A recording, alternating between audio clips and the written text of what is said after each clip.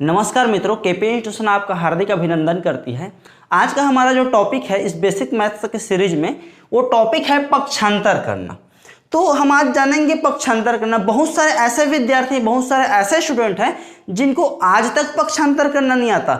ऐसे भी स्टूडेंट मिलेंगे आपके समाज में जो 12वीं तक पास आउट हो चुके हैं, लेकिन गणित में पक्षांतर करना उनको नहीं आता। तो उनके लिए बेसिक मैथ्स के सीरीज में मैं आज पक्षांतर समझाने का थोड़ा सा प्रयास करूंगा।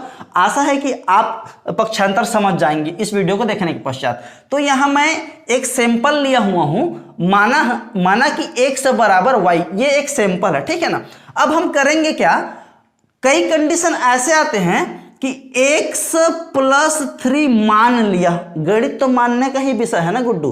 तो हमने x प्लस 3, x के साथ में ये जो 3 है ये योग के रूप में है, जोड़ के रूप में है, ठीक है। और ये कौन से पक्ष में है, देखिए पक्ष के संदर्भ में आपको मैं जानकारी दे दूं कि बराबर के इस वाले पक्ष को LHS कहते हैं। मतलब बराबर के इस वाले साइड को LHS मतलब लेफ्ट हैंड साइड कहते हैं।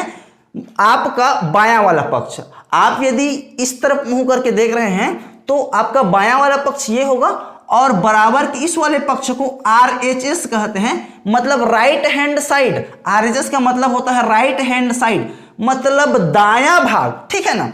तो देखिए x प्लस 3 जो है वो बराबर के बाएं पक्ष में है।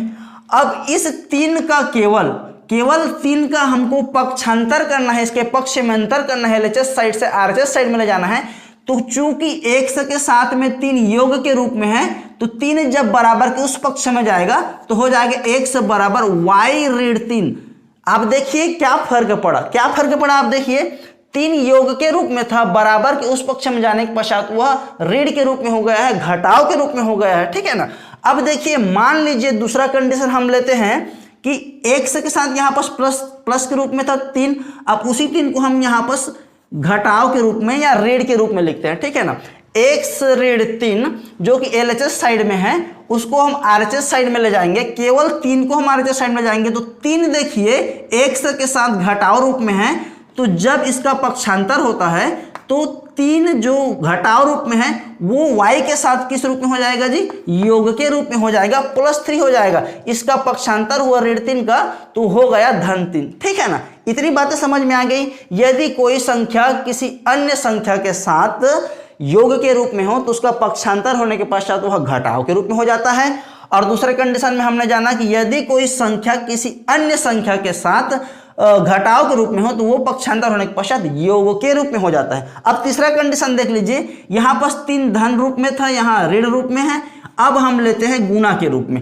मान लीजिए कोई संख्या किसी अन्य संख्या के साथ या किसी अन्य चर या अचर राशि के साथ गुणा रूप में हो तो उसका पक्षांतर होने के पश्चात वो भाग रूप में हो जाता है। यहाँ पर हम इसको y डिवाइडेड बाई 3 लिख सकते हैं, या इसी को y बटे 3 लिख सकते हैं, ठीक है ना। मतलब x के साथ 3 जो है गुणा रूप में था जब वह LHS साइड में था, बायां पक्ष में था तो गुणा रूप में है। जब उस 3 को हम दायां पक्ष में ले जाते हैं तो वो y के साथ किस रूप में हो जाता है जी, भाग के रूप में हो जाता है, ठीक है ना।